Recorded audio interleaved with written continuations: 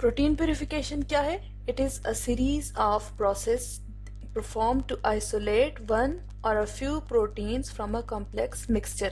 कि किसी भी मिक्सचर में से प्रोटीन्स को आइसोलेट करने का जो प्रोसेस होता है, ये जो टेक्निक होती है, उसको हम कहते हैं प्रोटीन प्यूरिफिकेशन। ये एक प्रैक्टिकल टेक्निक है। दूसरे लफ्जों में हम कह सकते हैं it is the separation of protein from non protein part. कि कोई भी हमारे पास मिक्सचर है जिसके अंदर प्रोटीन्स भी मौजूद हैं और उसमें नॉन प्रोटीन पार्ट भी है, तो उसमें से प्रोटीन्स को अलग करना, आइसोलेट करना, इस टेक्निक को कहते हैं प्रोटीन्स प्यूरिफिकेशन। ज्यादातर जो मिक्सचर होता है ये सेल्स हो सकते हैं, मुख्तलिफ टिश्यूज हो सकते हैं, एम्ब्रियो, और इसके अलावा जो टिश्यू कल्चर के सेल्स होते हैं, जो उनमें से भी हम प्रोटीन्स को प्यूरिफाई कर सकते हैं। तो प्रोटीन्स को प्यूरिफाई करने की जो बेसिक टेक्निक है, ये उस प्रोटीन्स की सॉल्युबिलिटी, साइज, चार्ज और बाइंडिंग एफिनिटी पे डिपेंड करती है। मतलब ये वो कुछ प्रॉपर्टीज हैं जिनकी बेस पे हम प्रोटीन्स को प्यूरिफाई कर सकते हैं। इनकी बेस पे हम किस तरह करते हैं ये हम आगे अगले स्टेप्स में देखेंगे। अब प्रोटीन्स को प्यूरिफाई करने का मकसद क्या होता है? तो सबसे बड़ा मकसद क्या होता है? To identify structure and function of the protein of interest. कोई भी प्रोटीन है जिसमें हमारा इंटरेस्ट है, मतलब हम उसको मैनिपुलेट करना चाहते हैं, यूज करना चाहते हैं, तो हम क्या करते हैं, उसको आइसोलेट करते हैं और उसको स्टडी करते हैं। To study protein regulation and protein to protein interactions. की प्रोटीन्स की मुख्तलिफ रेगुलेशन कैसे होती है? रेगुलेशन का मतलब क्या है कि वो कब प्रोटीन्स प्रोड्यूस होती हैं, कहाँ पे यूज होती हैं और कब उनकी डिग्रेडेशन होती है। इसके अलावा प्रोटीन टू प्रोटीन इंट्रैक्शन, इसका मतलब है कि मुख्तलिफ प्रोटीन्स आपस में किस तरीके से इंट्रैक्ट करती हैं और मिलकर उनका कंबाइन इफेक्ट क्या होता है। इसके लिए भी हमें उनको आइसोलेट करना पड़ता है। इसके अलावा टू प्रोड्यूस एंटीबॉडीज, मुख्तलिफ एंटीबॉडीज आपको पता है एंटीबॉडीज प्रोटीन होती हैं नेचर में, तो इस तरह से मुख्तलिफ एंटीबॉडीज प्रोड्यूस करने के लिए भी हमें प्रोटीन्स को, उनके साथ रेलेवेंट प्रोटीन्स को पहले आइसोलेट करना होगा। इसी तरह एंजाइम्स जो होते हैं वो भी प्रोटीन होते हैं, तो मुख्तलिफ एंजाइम्स को अगर हम यूज करना चाहते हैं तो हम उनको भी आइसोलेट करेंगे, तो वो भी प्रोटीन्स ही हैं। इसी तरह मुख्तलिफ स्ट्रक्चरल एनालिसिस करने के लिए जो कि एक्सरे क्रिस्टलोग्राफी के थ्रू किए जाते हैं, हम प्रोटीन्स को आइसोलेट करेंगे और फिर उनकी एक्सरे क्रिस्टलोग्राफी वगैरह के की तरह मुख्तलिफ प्रोसेसेस उन पर परफॉर्म किए जाएंगे। तो प्रोटीन प्यूरिफिकेशन के मुख्तलिफ मेथड्स हैं, जिनमें से फर्स्ट वन है एक्सट्रैक्शन एंड होमोजिनेशन या एक्सट्रैक्शन एंड होमोजिनाइजेशन। सेकंड है precipitation and differential solubilisation, ultra centrifugation, chromatography और जेल इलेक्ट्रोफोरेसिस। तो वन बाय वन हम इनको डिटेल में देखते हैं।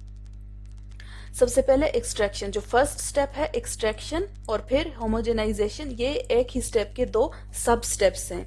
तो फर्स्ट हम देखते हैं इसमें से एक्सट्रैक्शन को। एक्सट्रैक्शन का मतलब क्या है? This means cell walls and membranes need to be broken apart और lysed to release the protein inside. जैसे कि आपको पता है कि जितनी भी प्रोटीन्स होती हैं ये सेल के इंटरनल पार्ट्स में मौजूद होती हैं, जो कि एक सेल मेम्ब्रेन या सेल वॉल से इनक्लोज्ड होती हैं। अब अगर हम चाहते हैं कि वहां से उस प्रोटीन को रिलीज किया जाए या आइसोलेट किया जाए, तो उनकी वॉल्स को तोड़ना पड़ता है। सपोज ये कोई सेल है और इसके अंदर मुख्तलिफ प्रोटीन्स मौजूद हैं, ठीक है। तो अगर हम चाहते हैं कि ये प्रोटीन वहां से आइसोलेट करें, तो हमें उस सेल की वॉल्स को या मेम्ब्रेन को तोड़ना पड़ेगा, ब्रेक डाउन उनकी करनी पड़ेगी, ताकि फिर वो प्रोटीन रिलीज हो जाए।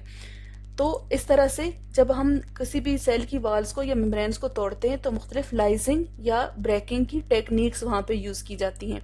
लेकिन यहाँ पे केयर करने की बड़ी ज़रूरत होती है कि ऐसा ना हो कि हम जो उसकी ब्रेकेज के लिए जो टेक्निक यूज़ करें वो ज़्यादा एग्रेसिव हो। एग्रेसिव का मतलब ये है कि उसको बहुत ज़्यादा सख्ती से अगर ट्रीट करेंगे हम, तो इसका नुकसान ये होता है कि it can also degrade proteins as well. कि अगर हम उसके गिर्द जो वाल्स है, सपोज हम इस वाल को तोड़ना चाहते हैं, लेकिन उसको जो भी हम प्रेशर देंगे या जिस भी तरीके से उसकी वाल को तोड़ने की कोशिश करेंगे, तो ऐसा ना हो कि वाल के साथ साथ ये प्रोटीन भी डिग्रेड हो जाए। तो इस तरह से बहुत ज़्यादा केयर करने की ज़रूरत होती है। मुख्तलिफ टेक्निक्स यूज़ की जाती हैं सेल मेम्ब्रेन या सेल वाल की लाइसिस के लिए। जो टेक्निक्स यूज़ की जाती हैं उसमें से कुछ इंपॉर्टेंट यहाँ पे इनलिस्टेड हैं, जिनको हम आगे डिटेल से डिस्कस करेंगे। Sonification, liquid nitrogen grinding, beaters और लाइसिस बफर्स। तो सबसे पहले हम देखते हैं सोनिफिकेशन। सोनिफिकेशन का ये जो वर्ड है, ये सोनिकेशन, ये सोनिक का मतलब होता है साउंड, तो ये जहाँ भी आपको ये टर्म नजर आएगी, इसका मतलब है कि इसका कुछ ना कुछ कंसर्न साउंड के साथ है। तो इस टेक्निक के अंदर क्या किया जाता है, उसी किसी भी सेल जिसके अंदर से हम प्रोटीन को रिलीज करना चाहते हैं, उसमें से हाई इंटेंसिटी की साउंड वेव्स को पास किया जाता है। ठीक है, तो जब उसमें से हाई इंटेंसिटी की साउंड वेव्स पास होती हैं तो उनके एटम्स और मॉलिक्यूल्स को वाइब्रेट करती हैं, इतनी तेजी से वाइब्रेट करती हैं कि उसकी जो सेल वॉल्स होती हैं वो टूट जाती हैं। Passing a high intensity sound wave through the sample to disturb the cell walls, तो उसकी जो साउंड वेव्स की इंटेंसिटी होती है, उनके अंदर मौजूद एनर्जी की वजह से उसकी सेल वॉल्स जो है वो टूट जाती हैं और उनके अंदर मौजूद प्रोटीन रिलीज हो जाती है। सेकंड मेथड है लिक्विड नाइट्रोजन ग्राइंडिंग। इसमें क्या किया जाता है कि mixing protein samples with liquid nitrogen. ये लिक्विड नाइट्रोजन जो है, इसका एक फीचर ये है, इसकी प्रॉपर्टीज ये हैं कि ये रूम टेम्परेचर पे ये खुद लिक्विड होती है, लेकिन इसके साथ जब कोई भी दूसरा कंपाउंड इसके कांटेक्ट में आ जाए या ये किसी भी दूसरे कंपाउंड के साथ इसको मिक्स किया जाए तो ये उसको फ्रीज कर देती हैं। जब ये दूसरे कंपाउंड को फ्रीज कर देती हैं तो उसके अंदर जितनी भी एक्टिविटीज होती हैं वो वहां पे स्टॉप हो जाती हैं। तो हम क्या करते हैं कि सपोज ये सेल है जिसके अंदर से प्रोटीन, हम ये येलो जो है इसके अंदर प्रोटीन है, हम इस प्रोटीन को इसमें से रिलीज करना चाहते हैं, तो इसके ऊपर लिक्विड नाइट्रोजन जब हम डालते हैं तो उसकी सारी एक्टिविटीज को ये फ्रीज कर देता है। एज अ रिजल्ट क्या होता है कि फिर इसकी एक्टिविटीज फ्रीज होने की वजह से ये क्या हो जाता है, ये ब्रिटल और हार्ड फॉर्म में हमारे पास आ जाता है। अब ये सेल, इसके अंदर वाटर कंटेंट्स जितने भी मौजूद थे वो फ्रीज हो चुके हैं और ये ब्रिटल कंडीशन में हमारे पास आ गया है। अब इस सैंपल को हम आसानी से ग्राइंड कर सकते हैं with a pastel and mortar.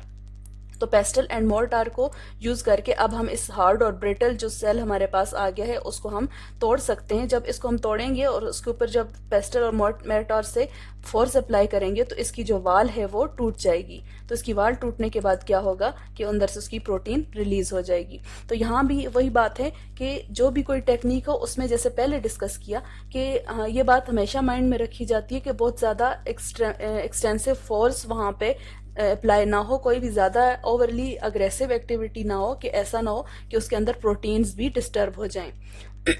तो नेक्स्ट हमारे पास आ जाती है, थर्ड वन है बीड बीटर्स। बीड बीटर्स क्या होते हैं, ये छोटे छोटे बीड्स होते हैं जिनको सेल सैंपल के साथ ऐड किया जाता है।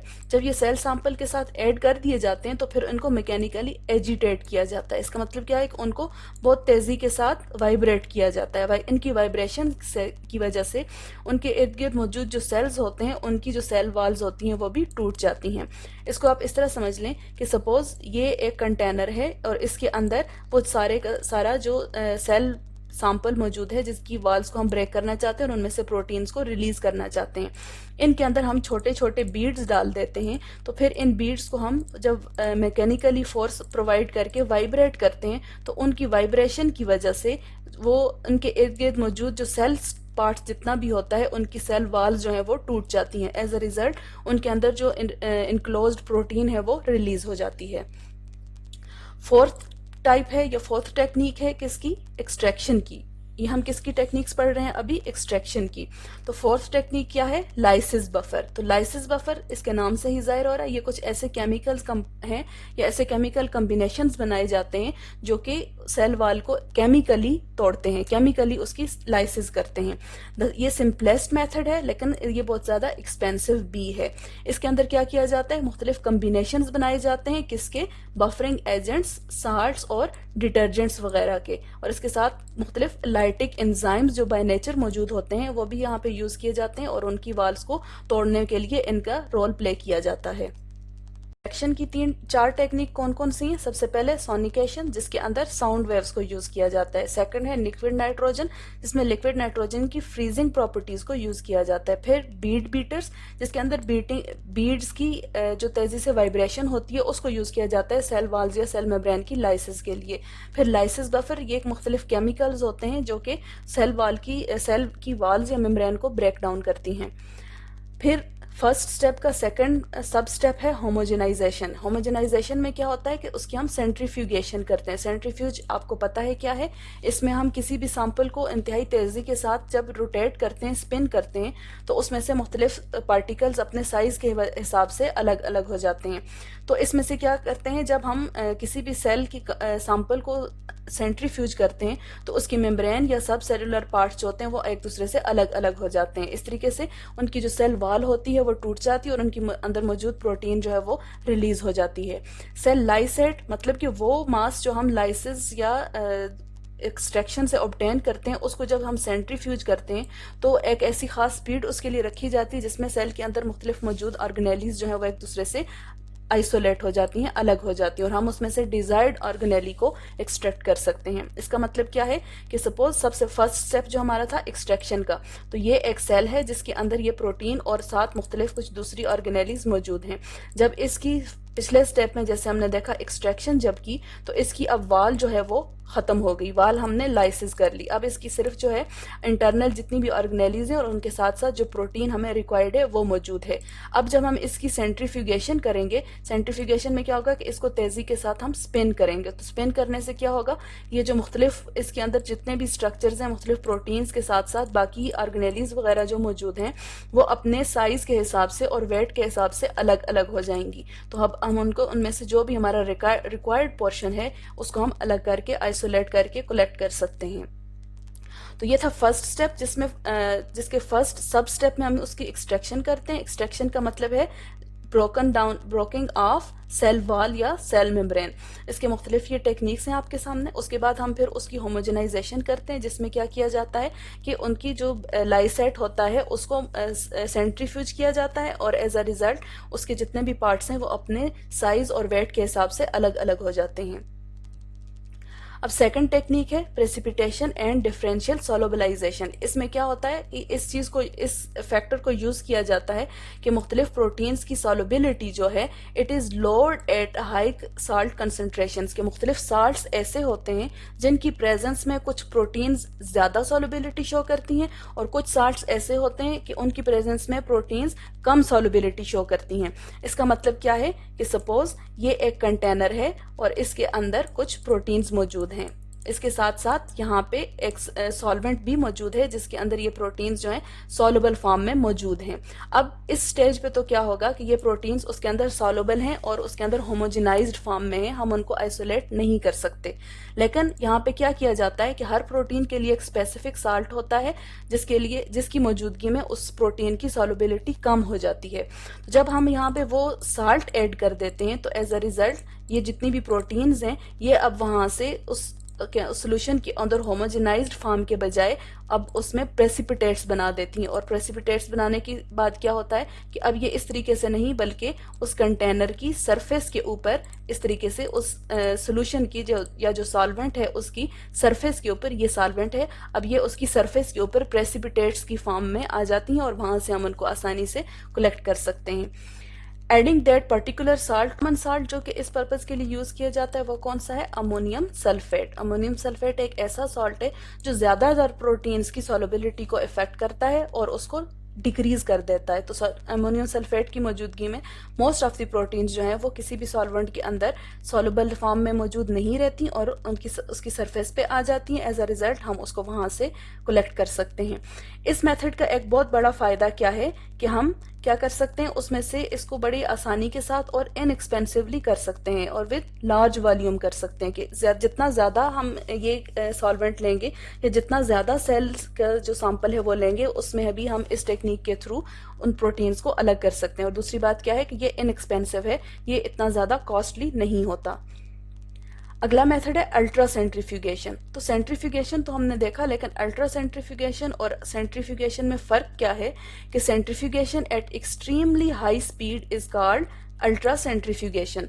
तो सेंट्रीफ्यूगेशन जो नॉर्मली की जाती है वो एक नॉर्मल पोजीशन होती है, नॉर्मल स्पीड पे की जाती है, लेकिन जब हम उसको एक्सट्रीम हाई स्पीड पे स्पिन करते हैं तो इस प्रोसेस को हम कहते हैं अल्ट्रा सेंट्रीफ्यूगेशन। तो यहाँ पे कुछ वैल्यूज बताई हुई है, कहते हैं कि जो आजकल जो अल्ट्रा सेंट्रीफ्यूज मोस्टली लैब्स में यूज किए जा रहे हैं उनकी जो वैल्यू होती है, उनकी जो कैपेबिलिटी होती है वो तकरीबन 1,50,000 रोटेशंस पर मिनट, मतलब कि वो एक मिनट के अंदर 1,50,000 टाइम्स किसी भी सैंपल को स्पिन कर सकती हैं। जबकि ये किसकी बताई है, ये अल्ट्रा सेंट्रीफ्यूज की बताई है, ठीक है। जबकि जो कॉमन बेंच टॉप सेंट्रीफ्यूज होते हैं उनकी ये वैल्यू कितनी है, तकरीबन 65,000, मतलब कि वो 1 मिनट के अंदर 65,000 टाइम्स किसी भी सैंपल को रोटेट कर सकते हैं। तो बेंच टॉप जो है, ये देखें, ये है बेंच टॉप सेंट्रीफ्यूज, जो कि अक्सर जो ज़रा लोअर लैब्स में यूज़ किया जाता है। तो इसकी जो कैपेबिलिटी है वो क्या है, 65,000 राउंड्स पर मिनट। लेकिन यहाँ पे अगर आप देखें, ये क्या है, अल्ट्रा सेंट्रीफ्यूज है, इसकी कैपेबिलिटी है 1,50,000 रोटेशन पर मिनट। तो ये इंतहाई तेजी के साथ जब 1 मिनट के अंदर 1,50,000 टाइम्स किसी भी सैंपल को रोटेट करता है या स्पिन करता है, तो एज अ रिजल्ट उसके अंदर जितने भी मौजूद कंपाउंड्स होते हैं वो एक दूसरे से सेपरेट हो जाते हैं। तो इसका प्रोसेस जो है, इसका मैकेनिज्म या टेक्निक क्या किस तरह से की जाती है कि एक बॉटल के अंदर उस मिक्सचर को रखा जाता है जिसमें प्रोटीन्स वगैरह मौजूद हैं, और उसको अल्ट्रा हाई स्पीड पे रोटेट किया जाता है। उस रोटेट होने की वजह से क्या होता है कि उसके अंदर एक स्पिनिंग फैक्टर काज होता है, ठीक है। उस रोटेट होने की वजह से मुख्तलिफ जो पार्टिकल्स होते हैं उस कंपाउंड के, उस सैंपल के, वो बहुत तेजी के साथ स्पिनिंग करते हैं। स्पिनिंग की वजह से जितने भी मैसिव पार्ट्स होते हैं वो उसकी सरफेस पे आ जाते हैं, और जितने भी लाइटर पार्ट्स होते हैं वो ऊपर उस जो मैसिव पार्ट्स होते हैं वो बॉटम में बैठ जाते हैं, और जो लाइटर पार्ट्स होते हैं वो सरफेस पे ड्रैग करते हुए वहां पे फ्लोट करने लगते हैं। तो जो पार्ट जो है वो नीचे बॉटम में बैठ जाता है उसको हम कहते हैं पैलेट, और जबकि जो ऊपर सरफेस पे फ्लोट करता है उसको हम कहते हैं सुपरनेटेंट। तो यहाँ पे ये आपको एक डायग्राम बताई हुई है, यहाँ ये देखें, ये क्या है, ये पैलेट है, ये वो हैवियर पार्ट था जो इस सैंपल के अंदर मौजूद था, और वो अल्ट्रा सेंट्रीफ्यूगेशन के बाद उसकी सरफेस पे बैठ गया है। जबकि ये ऊपर जो फ्लोट कर रहा है ये सुपरनेटेंट है, ये लेस मैसिव है। तो अब ये देखें, ये अपने साइज या वेट के हिसाब से एक दूसरे से अलग हो गए हैं। अब हम इनको अलग अलग कलेक्ट कर सकते हैं। अगर हमें ये सुपरनेटेंट चाहिए तो हम एक इसके अंदर पिपेट इंसर्ट करके इसको सक कर सकते हैं, या फिर अगर हमें पैलेट चाहिए तो भी हम इसको इसके अंदर पिपेट इंसर्ट करके इसको सक कर सकते हैं और कलेक्ट कर सकते हैं। क्रोमेटोग्राफी, तो क्रोमेटोग्राफी आपने देखी है, आपने ये स्टडी की हुई है और आपने प्रैक्टिकली इसको परफॉर्म भी किया है। इसमें क्या होता है, कलर की बेस पे मुख्तलिफ कंपाउंड्स को एक दूसरे से अलग किया जाता है। मोस्टली इसमें एक कॉलम होता है जो मुख्तलिफ मटेरियल से बना हुआ होता है, और उसके ऊपर एक दूसरे कंपाउंड जिसको हम आइसोलेट करना चाहते हैं हम उसको मूव करते हैं। तो प्रोटीन्स को किस तरीके से इसमें आइसोलेट किया जाता है कि different proteins interact differently with the column material. वो जिस मटेरियल से वो कॉलम बना हुआ होता है, सपोज ये एक कॉलम है, ठीक है, और इसके ऊपर जब हम प्रोटीन्स को यहाँ पे लोड करते हैं, तो यहाँ पे जो प्रोटीन्स लोड की हैं इसके ऊपर, तो वो मुख्तलिफ तरीकों से उसके साथ इंटरेक्ट करेंगी, ठीक है। तो जब ये इसके ऊपर मूव करेंगी तो ये जो पिंक प्रोटीन है ये इसका अपना कुछ इसके साथ रिस्पांस होगा, दरमियान में रेड का अपना रिस्पांस होगा और येलो का अपना रिस्पांस होगा। तो ये इसके ऊपर जब मूव करती हैं तो इसमें से कोई जो है वो अपनी कैरेक्टर्स की बेस पे और इस मटेरियल के साथ इंट्रैक्शन की बेस पे तेजी के साथ मूव करेगी, और कुछ से कम टाइम लेंगी और ज्यादा स्लो मूव करेंगी। तो इस बेस पे हम उनको सारी प्रोटीन्स को एक दूसरे से अलग कर सकते हैं। Different proteins interact differently with the column material and can thus be separated by time required, ठीक है, जितना टाइम उनको वहां से रिक्वायर्ड होता है टू पास द कॉलम, और the conditions required to separate the protein from the column, कि या तो टाइम रिक्वायरमेंट की बेस पे हम उनको फिर उधर से अलग कर सकते हैं कि कौन सी प्रोटीन ज्यादा टाइम ले रही है और कौन सी प्रोटीन कम टाइम ले रही है, या फिर जब हम उनमें से सेपरेट करने लगते हैं तो मुख्तलिफ प्रोटीन सेपरेट करने के लिए मुख्तलिफ टेक्निक्स रिक्वायर करती हैं, तो उसकी बेस पे भी हम उनको एक दूसरे से सेपरेट कर सकते हैं, आइसोलेट कर सकते हैं।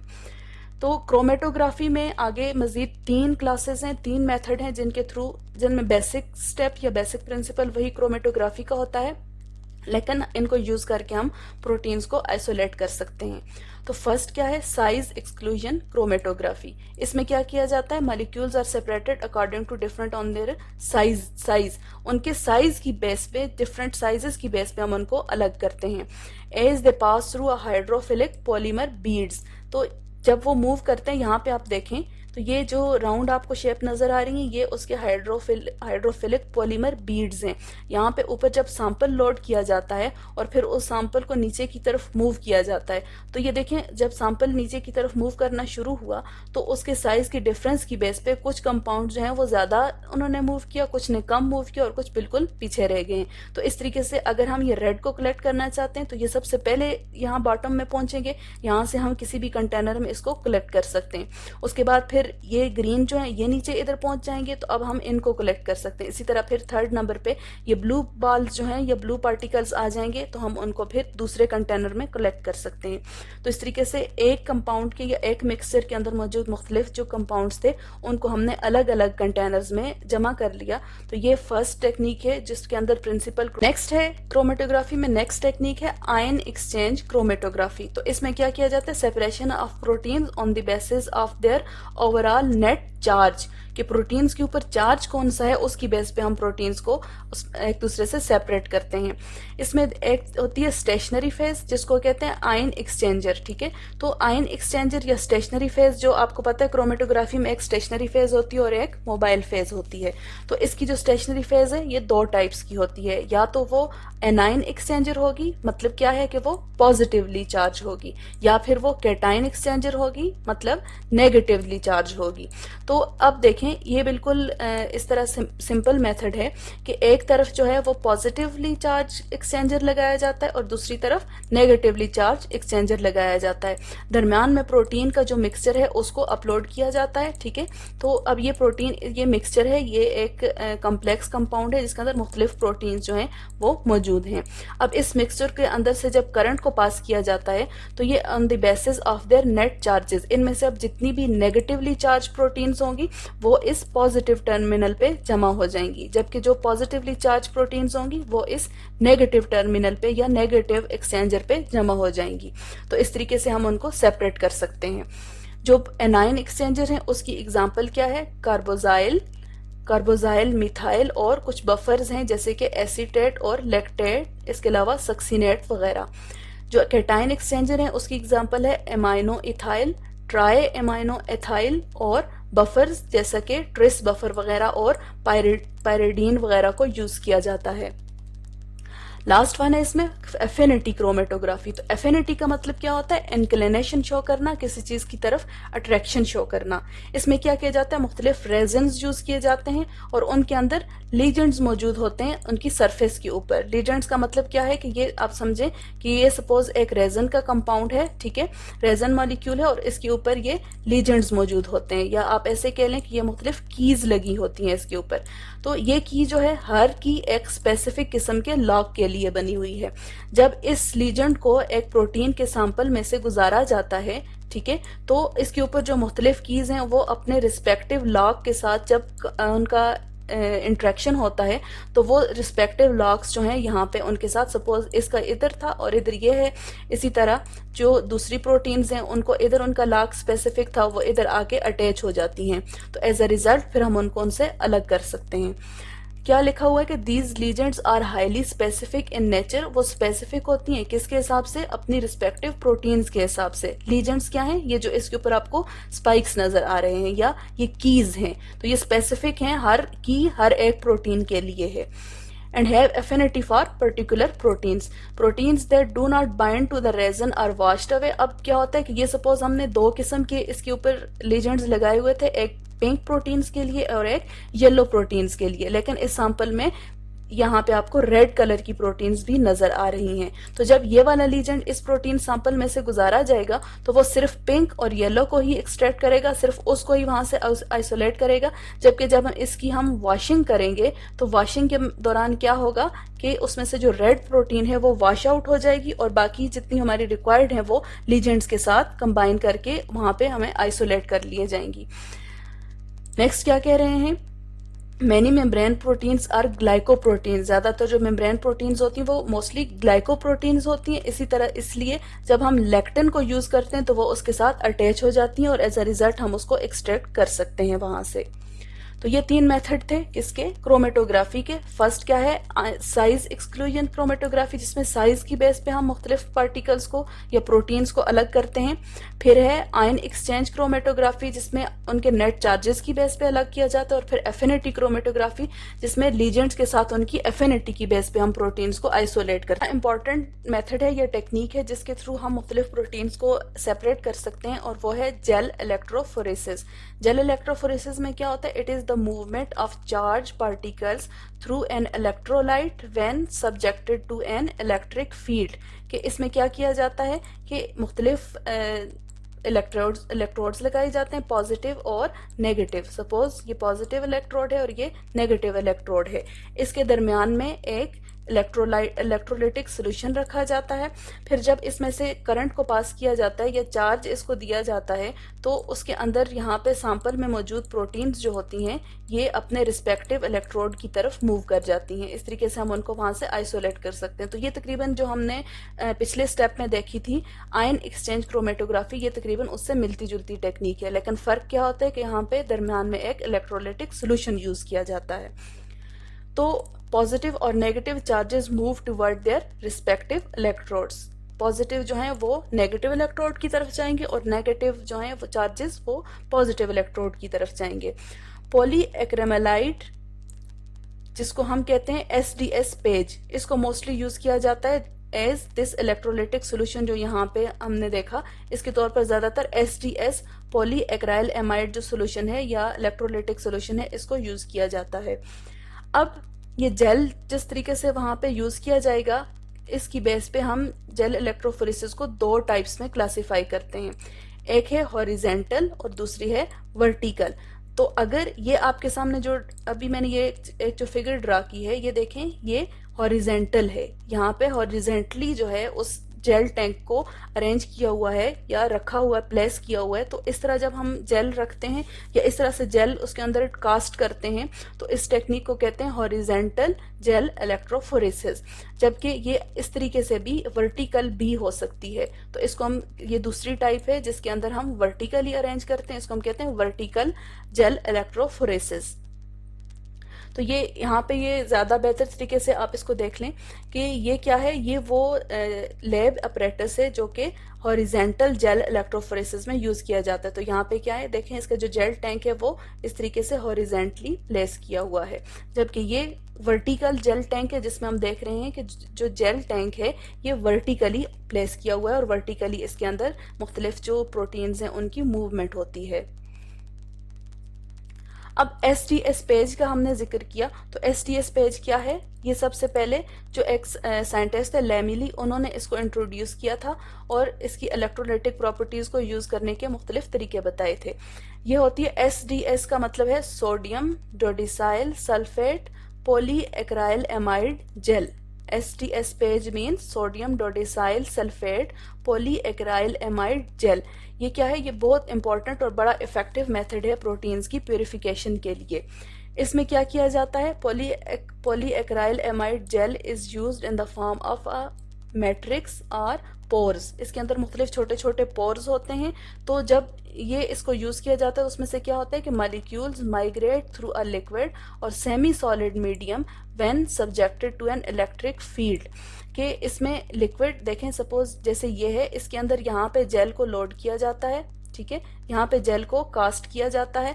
तो ये सेमी सॉलिड होती है। सेमी सॉलिड का मतलब क्या है कि जेली लाइक ये सब्सटेंस होता है, ना तो सॉलिड होता है कम्प्लीटली और ना कम्प्लीटली ये लिक्विड होता है, सेमी सॉलिड होता है। तो इसके अंदर छोटे छोटे पोर्स भी बने होते हैं। तो उन पोर्स में से जो मॉलिक्यूल्स होते हैं, यहाँ पे हम प्रोटीन्स की बात करें, तो वो उसमें से पास होते हैं कब, जब वो उसको हम इलेक्ट्रिक चार्ज देते हैं। तो ये रेड जो आपको नजर आ रहा है ये एक नेगेटिव इलेक्ट्रोड है और ये पॉजिटिव इलेक्ट्रोड है। तो यहाँ से हम उनको नेगेटिव और पॉजिटिव चार्ज देते हैं। तो as a result large size proteins जो होती हैं वो वहां से स्लोली मूव करती हैं उस जेल के अंदर से, जबकि जो स्मॉल साइज प्रोटीन्स होती हैं वो फास्टर मूव करती हैं। तो उनके इस मूवमेंट की बेस पे हम उनको सेपरेट कर सकते हैं।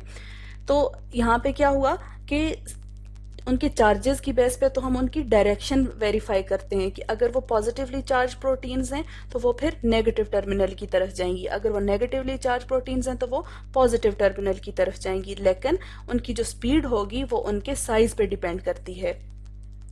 The nearer the band to the well, the larger the molecule size of the protein। कि देखें ये प्रोटीन का वो जेल टैंक है और यहाँ पे वो उसके रिस्पेक्टिव चार्जेस हैं। तो ये सपोज हमने पॉजिटिव इलेक्ट्रोड के साथ यूज किया है तो ये वो टैंक है जिसमें हम नेगेटिव प्रोटीन्स को मूव करेंगे। नेगेटिव प्रोटीन्स के लिए हम पॉजिटिव टैंक यूज करते हैं। तो यहाँ पे दरम्यान में जब हमने प्रोटीन्स के सैंपल को लोड किया SDS पेज के ऊपर तो इसके अंदर ये प्रोटीन्स मौजूद हैं। अब इनमें से जिनका साइज बड़ा होगा तो वो इधर इस वेल के पास पास ही रहेंगी, ठीक है। ये सबसे बड़े साइज वाली प्रोटीन है, सपोज ये इधर ही रहेगी, उसके बाद जरा सी छोटी आगे चली जाएगी, फिर उससे छोटी आगे चली जाएगी और इस तरह से करते करते जो बिल्कुल स्मॉल साइज होगी वो यहाँ तक पहुंच जाएंगी। तो इस तरीके से हम देखते हैं कि जो वेल यहाँ पे वो वेल होता है जिसके अंदर प्रोटीन का सैंपल लोड किया जाता है। तो जो वेल के करीब होंगी मतलब क्या है कि उनका साइज बड़ा है। द नियरर द बैंड, वो बैंड जो वेल के करीब होगा वो लार्जर मॉलिक्यूलर साइज का होगा, जबकि जो जितना उससे ये देखें ये जितना दूर होगा वो उसका मतलब है कि उसका साइज क्या है, स्मॉलर है। ये स्मॉलर साइज हैं और जो उसके बिल्कुल करीब हैं, वेल के करीब हैं, वो क्या हैं, लार्जर साइज के हैं। तो इस तरीके से अब हम उन प्रोटीन्स को अलग कर सकते हैं, यहाँ से इनको सेपरेटली उठा सकते हैं। तो ये हमारा टॉपिक था प्रोटीन्स प्यूरिफिकेशन का, जिसके अंदर हमने देखा कि प्रोटीन प्यूरिफिकेशन क्या है। ये एक प्रैक्टिकल टेक्निक है जिसमें मुख्तलिफ प्रोटीन और नॉन प्रोटीन पार्ट को अलग कर सकते हैं। हमने उसकी मुख्तलिफ टेक्निक्स देखी और उसकी एप्लीकेशंस देखी कि हम इनको किस लिए यूज़ किया जाता है। इनकी मुख्तलिफ जो प्रॉपर्टीज़ हैं जैसे उनकी स्ट्रक्चर और फंक्शंस को स्टडी करने के लिए, प्रोटीन की रेगुलेशन और प्रोटीन प्रोटीन इंट्रैक्शंस के लिए, और एंटीबॉडीज़ और एंजाइम्स वगैरह प्रोड्यूस करने के लिए। नेक्स्ट इंशाल्लाह हम किसी दूसरे टॉपिक के साथ आएंगे, तब तक के लिए अल्लाह हाफिज़।